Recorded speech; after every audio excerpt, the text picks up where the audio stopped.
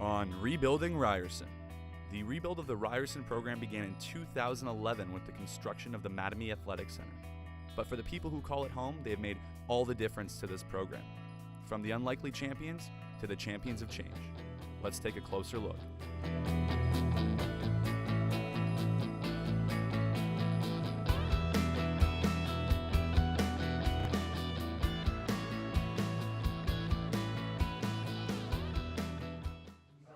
Hello everyone, and welcome to Rebuilding Ryerson. We are your hosts, Elizabeth Cantelli, alongside Aaron Dutra. And do we have a show for you today, right Aaron? Yeah, of course we do, Liz. Rebuilding Ryerson is a one-part special that highlights the rebuild of Ryerson athletics that was signified by the repurposing of the Mattamy Athletic Center. But more importantly, the biggest part of the rebuild has been through Ryerson's athletic program. Without this evolution, the program would not be considered one of the best sports schools in youth sports today.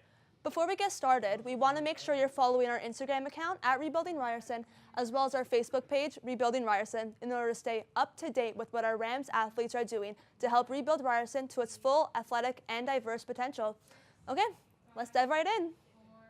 Last season, the Ryerson Rams women's volleyball team went undefeated in the regular season, winning 19 games. This season, the Rams dropped their first game in over a year, ending a 30-game win streak against the Western Mustangs, losing by 3-1 on November 17th. Let's take a closer look at some of the faces they will rely on this year as they look to return to national titles and defend their title.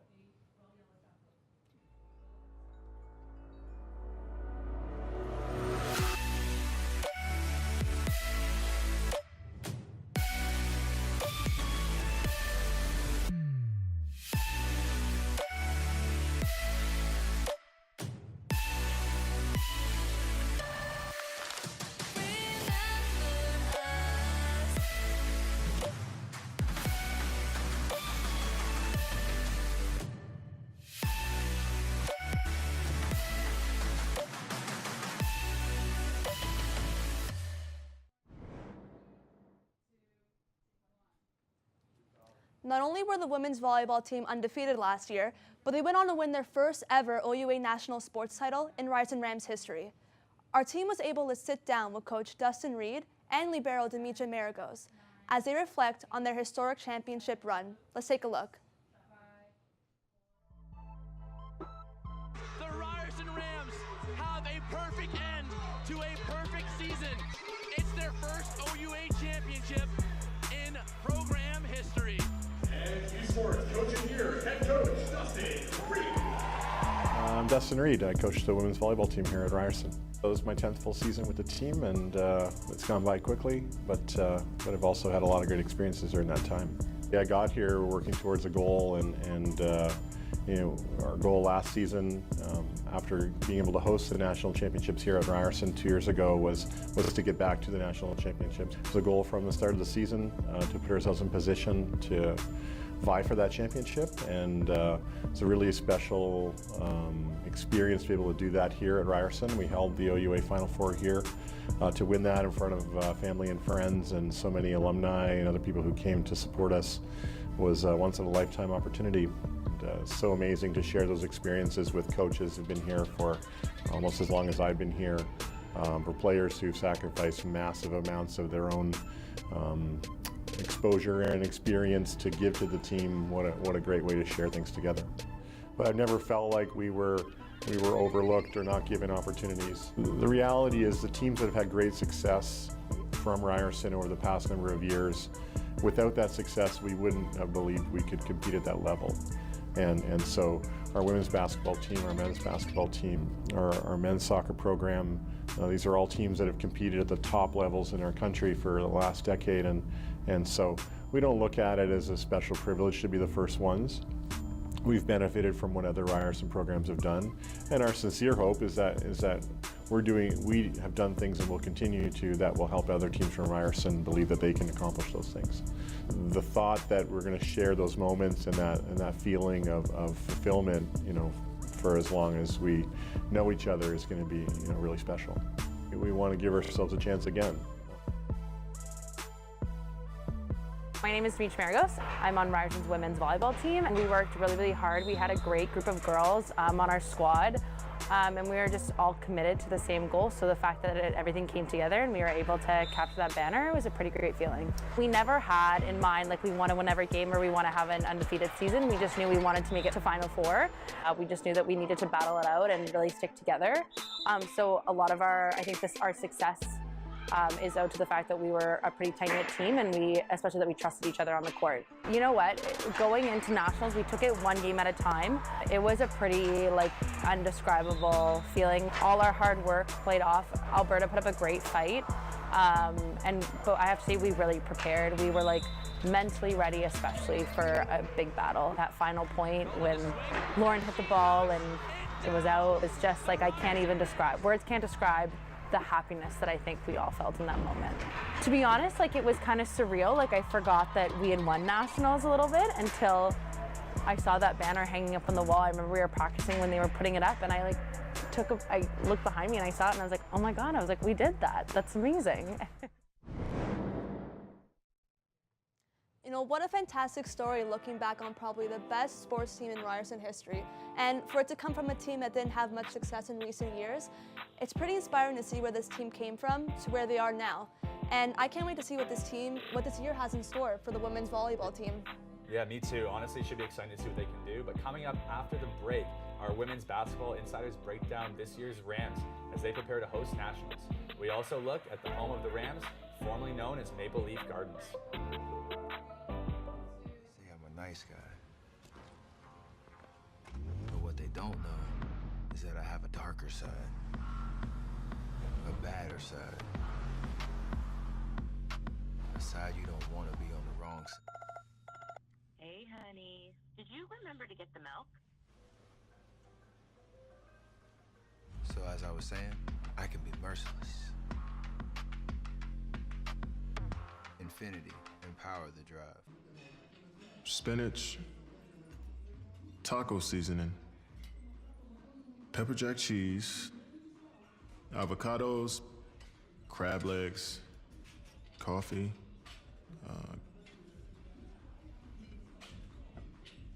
oh yeah, gummy bears.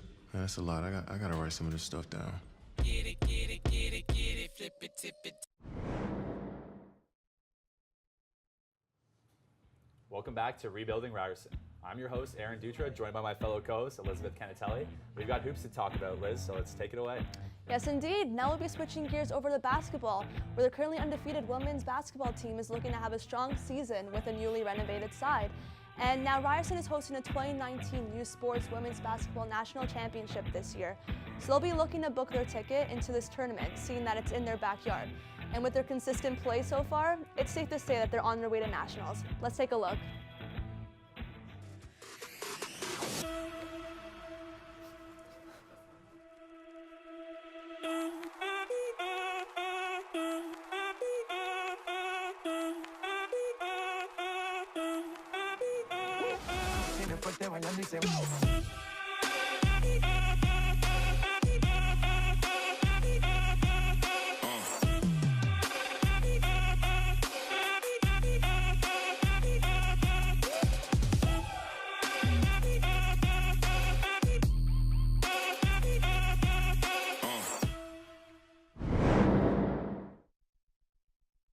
There's a lot of promise with this year's edition of the Rams women's basketball team. The Rams are currently 9-0 on the season, which is good for first overall in the entire OUA. Their early success has been surprising considering Sophia Pasca has only suited up for the Rams 4 times this season. The all-time leading scorer and rebounder made her return to the starting 5 this past weekend. We now send it over to OUA basketball insiders Mustafa Bandago and Ryan Sura for more. Thank you very much, Aaron, and I think you're looking great there today. Thanks for having us. And the Ryerson women's basketball team obviously off to a hot start this season. They're hosting the national championship and a lot to look forward to for this women's basketball team. Being led by their leader, Sophia Pasca, coming off of injury and not having the best season this year, but she's looking to ramp things up as the second half of the season is starting for this Ryerson Rams team. Yeah, you know, Sophia Pasca missing the first 5 games of this season, Moose, and you know, she's only averaging about 11 points per game, 8 rebounds per game. Compared to last season, Moose, she averaged 20 points per game and 9 rebounds per game. And the biggest thing for me to notice is that Sophia Pasca is only shooting at 38%, while in the past she shot close to 50% on the rest of her career. So, you know, so it's really going to be interesting to see if she'll be able to nurse that injury back get the minutes she's supposed to be getting, and really get back to form like we've seen Pasca in the past. Well, she's definitely someone that they're looking to have a big impact, not only for the rest of the season, but also moving into that national championship. As we take a look at her career stats, and the all-time leader in points and rebounds for this team, only did that in 4 seasons. Now she's just padding the stats with the 5th year on top, but she's had a lot of help from the sophomores on this team, like Maren Scotton and Gemma Ben Edward, who you can't say enough of what they've done on the defensive side of the ball as well as offensively. Yeah, those players have been key in the start of the season when she's been out. But, Moose, Sophia Pasca not only leading Ryerson in points and rebounds, but also field goals made and free throws made. So she's really just can do pretty much everything on the offensive side of the ball and defensive side of the ball. She's a mismatch for every team in the OUA. It's going to be really interesting to see if McMaster, Carleton, and Ottawa, teams like that in the OUA, will be able to face this Ryerson Rams team with a strong forward like that. And the national championship coming back to the Mattamy Athletic Center. We saw it in 2015 with the men's basketball team, had a great finish, finishing bronze and having 2 silver medals to back that up in the years afterwards. So the progression was there for the men's team, and it might just be a stepping stone for this women's team to look at the past with the men's team and say, hey, this is something that we can do, and have the ability to make more culture around Ryerson Rams basketball, as the amount of fans that gravitated towards this team when this happened was unbelievable. Yeah, and I think a lot of people at the beginning of this season thought that maybe the Ryerson Rams wouldn't be able to make it on their own merit, just hoping on that 8th seed. But now, really, undefeated season, 9-0, without their star player for the first 5 games this season. It's really been remarkable to see what the Ryerson Rams have done so far. There's been so many other players that have contributed to this fact, Maren Scott and Gemma Ben Edward, as you have mentioned before. And Ryerson ranked 2nd in the nation, right behind them, that McMaster Marauders team, who's been clipping at their heels consistently for a few years now. And there's somebody who's looking to make a run at them when it comes to the national championship, as well as Carleton. But a few players on McMaster who really have the number of the Ryerson Rams. Yeah, Linnea Harper and Hillary Hanukkah, 2 players, 50-year seniors, who are averaging about 13 and 14 points per game. Both of these players have been a staple for this Marauders team in the past. And, Ryerson already took down the Marauders. Coming back off the Christmas break, they're going to be playing Ottawa and Carleton. It will be interesting to see how they'll take those tests on early on in the season and also in the national championship. Absolutely, and the Rams, unprecedented in the way that they've been playing defense this year. They rank number 1 in the OUA in terms of games, in terms of points allowed, and that has come from the starting lineup. Kara Tiemens, who's a leader, a guard for this team, and underrated in terms of her defensive prowess. Gemma Ben Edward, a little bit less hesitant now on the offensive side of the game. She's shooting the ball a lot more, which is good. Maren Scotton, obviously coming off that OUA all-rookie season, which was fantastic for the Rams. She can do it all, a playmaker, a scorer, and then Catherine Fallis, of course, a player who's coming off of those ACL tears. But teams wish that they could have a girl like this starting for their team, and Ryerson has the ability to bring her off the bench. Yeah, Catherine Fallis, such a key rotation piece in this offense and defense, really, as you mentioned, averaging 7 points per game and 5 rebounds. But yeah, all these players are going to be great and important to see in their run for the national championship. Yes, it's going to be a great national championship run for the Ryerson Rams as they look to keep this momentum going forward in the second half of the season. Thank you so much for having us, and we're looking forward to this national championship. Back to you, Aaron. Always great hearing from you guys. Now, Ryerson is set to host their 2nd national basketball championship.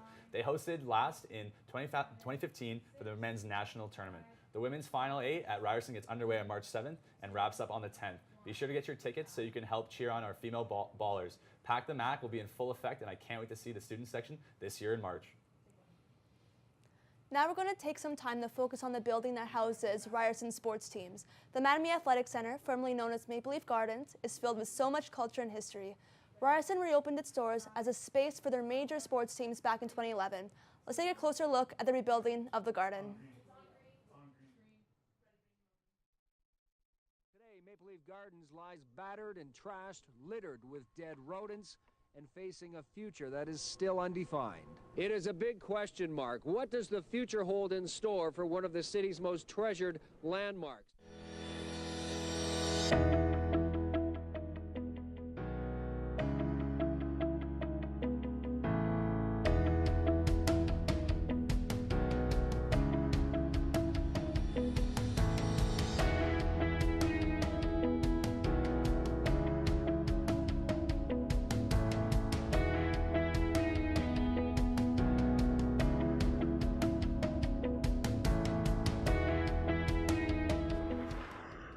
it's really unique. There's no other building really in this city that kind of holds the same sporting memories that this building does, and it goes far beyond hockey. Of course, the Maple Leafs called this home for so long, but you know, the Toronto Rock won a National Lacrosse League title in this building.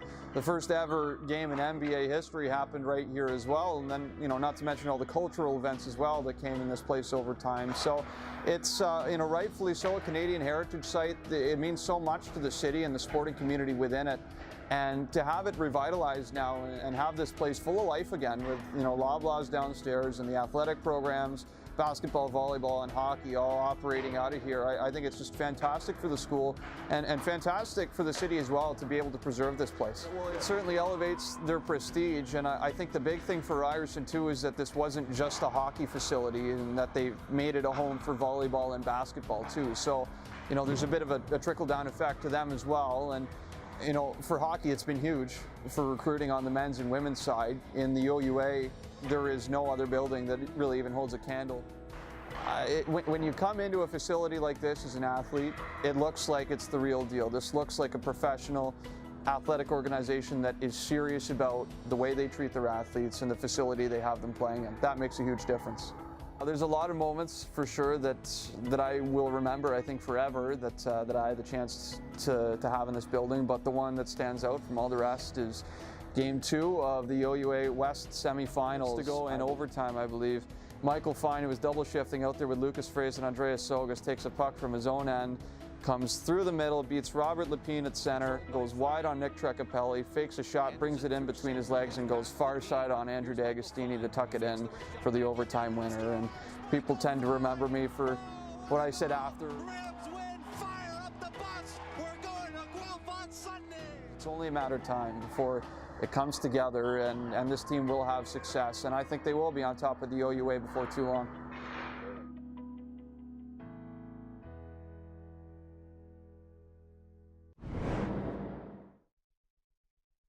Appreciate the history that this building holds. The Rams' ability to recruit high-end talent from around the country has been furthered by the construction of the Mattamy Athletic Center.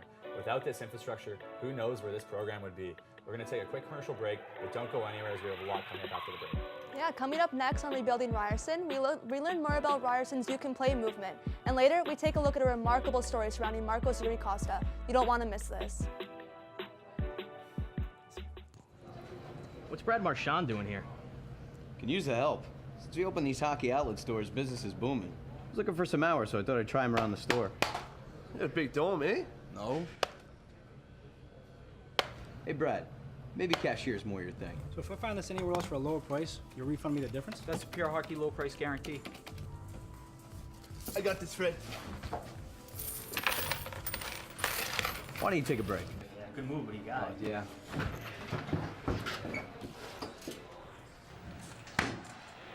What's up, fellas? Gets a pass. He fakes. Total drink.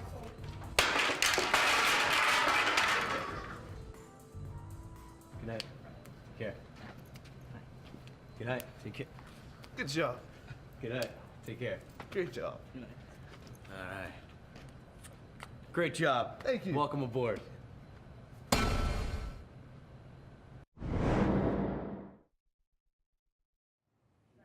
Welcome back to Rebuilding Ryerson. Last year was a big step for Ryerson and the LGBTQ+ community as the university hosted their first ever Pride Night. Earlier in the day, Aaron was able to sit down with Sean Addis, the code lead for You Can Play at Ryerson, to talk about the program's success and what the plans are for the future. Game day, there's only one thing that matters. It's the color of your jersey. We are one team. One family. One city. You can play with us. With me. With me. With me. If you can play, you can play. Come out and show your true colors. See you there. See you there. See you there. Pride Night. I'd like to welcome Sean Addis to the studio. Sean is one of the co-leads of the You Can Play movement here at Ryerson. Welcome to the show, Sean. Oh, thanks for having me. It's an absolute pleasure to have you, Sean. Let's just talk a little bit about the message behind You Can Play and kind of why you saw a need for it here at Ryerson. Well, You Can Play has been around for quite a few years. It's been very involved with the NHL, the CWHL, and so forth, but it's basically an organization that promotes a safe space in athletics for all genders and sexual identities. And I think it really ties really nicely that it's happening in the professional rankings, but I think it really has to come down to the grassroots. And I think being part of a university, Ryerson being the first university to be fully affiliated with You Can Play, and having events and having training and so forth, and sensitivity training for their athletes, I think is crucial. It's the first step, and hopefully other universities will do that as well. Eventually that would be very good if it was down in high schools as well. Can you just draw a little bit about your personal experiences and why this means so much to you as someone who came back to sports? I left sports back over 20 years ago. As a gay man, I had no place in sports. I was flat out told that. Gay men had no place in team sports. But really the You Can Play movement inspired me that there is a possibility for change, and there's a possibility for dialogue and openness and awareness. And I felt that this was a great opportunity to come here and to also be part of that idea, be part of that solution, to open that dialogue here, and using Ryerson, using sport media as a platform to have those dialogues with other people. And speaking of the work you're doing, I have here with me a rally towel from your actual Pride Night on November 25th last year. It was the first ever student-run Pride Night. Can you just speak about what this represents to people who are part of the LGBTQ community, and also what it means to people here on campus at Ryerson? It really is a symbol, and as much as some people will say it's just a symbol, but for people in the LGBTQ community, it really is, this idea of a safe space. And it has a really powerful meaning. And what was really neat about that is all the players wore pride shirts prior, all the coaches wore pins, people on the air were wearing pins. There was even a dialogue within media. We have a great opportunity to tell these stories when the moments are there, and we had features talking about dealing with sexuality within sport. We also had various people come in and speak. So it really opened the dialogue, and what was really neat is to see that actually present in another game that had nothing to do with the Pride Night game, and it just reaffirms that symbol that Ryerson is a safe space. Being in your last year, you guys have done so much great work, but this is kind of like your last semester to really work on the You Can Play. How do you see it carrying forward past your years here, and the overall longevity of the movement here at Ryerson? I think it has a great longevity. I mean, it's really well received by the student body and the people in athletics and the people in sport media. I am not the You Can Play movement. I'm one of the members, and I think it really has opened the doors and created an awareness. And because it's becoming part of the culture, we've moved from 1 event to 4 events. You're seeing many athletes being very active and very supportive. We were in the Pride Walk with the You Can Play organizations, walking with Olympians, walking with people from the NHL, walking with people from the Toronto Blue Jays. It really, I think, to be honest with you, that enables that there will be a team that will carry it forward, and there's a strong team already present. And yeah, if you would just quickly to wrap it up here, could you just talk a little bit about the support you've gotten from the sport media program in terms of the students, and even the program director, Joe Recupero, who now is starting a scholarship in honor of the You Can Play movement at Ryerson? Well, sport media, we have the opportunity to change the landscape of sport. As much as it's what's on the field, it's what's off. We have the opportunity to tell those stories. And I believe that this program has given a lot of hope to a lot of what change can happen. And it's pretty exciting. And I think that the openness of the students, the openness of the staff, and I think the future looks very bright. And I think we're able to create awareness about all the people that need to be a part of sports. For sure, Sean. And I think you're one of the people that are making the future so bright for sport. So it's an absolute pleasure to have you, Sean. Thank you.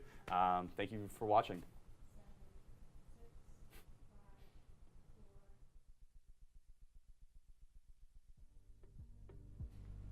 You know, truly empowering. You know, a lot has been taken into consideration to get this program to where it is today, and it couldn't have come at a better time. The relationship between Ryerson and its LGBTQ+ community is starting to merge into a prosperous and inclusive environment, and this in part has to do with You Can Play and its countless initiatives. Yeah, we now transition from addressing sexuality and gender identity in sport to disability and diversity in sport. Our field production team went out to interview Marcus Yuri Cabral da Costa, but you can just call him Yuri. He is a forward for the Ryerson Rams soccer team who was born with brachial plexus, which stunted the growth of his right arm. Let's take a look at the native from Rio de Janeiro who now calls Ryerson home.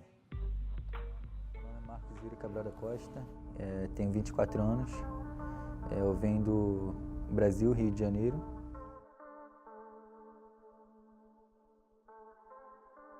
Yeah, when I born, so the doctor actually, he didn't do his job really well, so this nerve that you have here, it broke, right?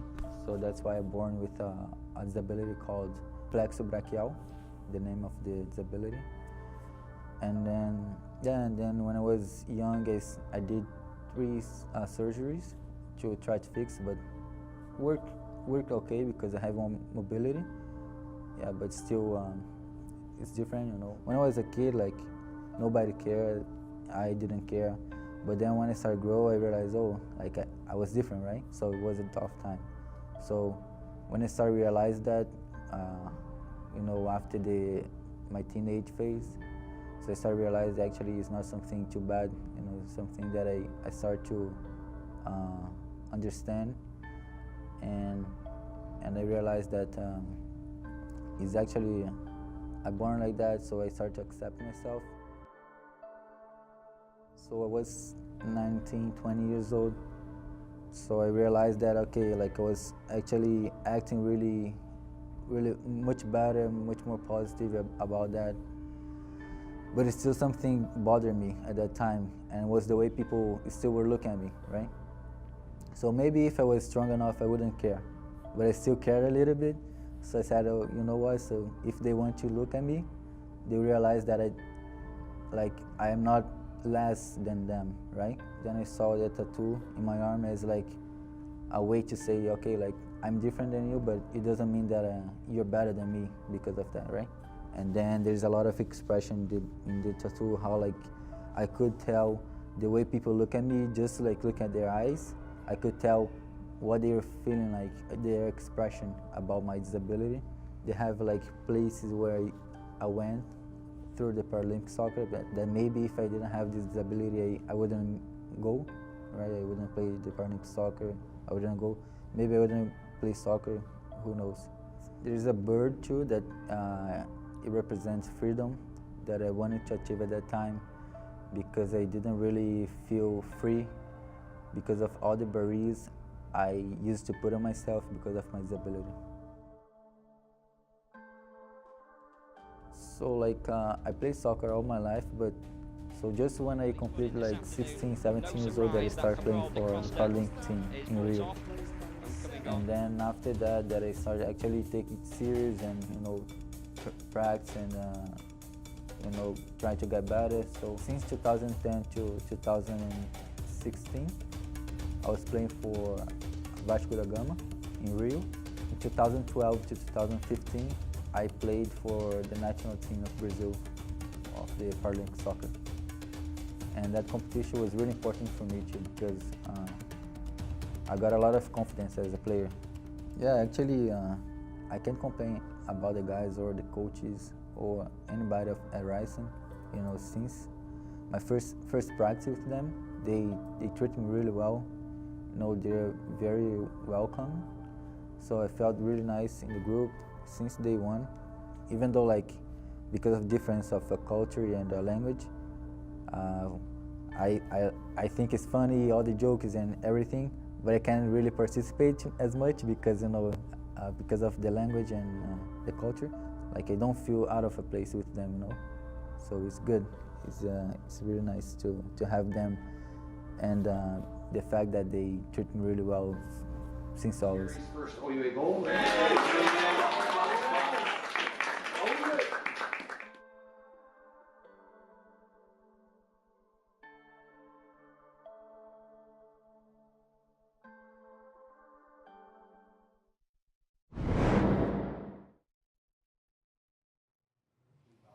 I'll now send it off to Aaron Dutra, but he'll be performing the last segment of our show, the final thoughts. The rebuild on and off the field of play has been evident since the beginning of 2013, when the Ryerson Rams played their first game in the Mattamy in the Gardens. Equally as important has been the creation of the sport media program, as we students often tell the stories of our athletes here at Ryerson. But who tells the story of the storytellers? Let's take a second to acknowledge the students that volunteer on broadcasts and the ones who sacrifice hours of unpaid work just to gain industry experience. The ones who tell the stories of adversity, courage, and heroism, all due to their unwavering passion and love of sport. These are students who sing the praises of youth sports athletes while the rest of the country remains skeptical, and these are the students who are the unsung heroes of Ryerson athletics who have been the strong foundation during the rebuild. Couldn't have said it any better myself, Aaron. The sport media program is a stepping stone into this continuous rebuild for Ryerson.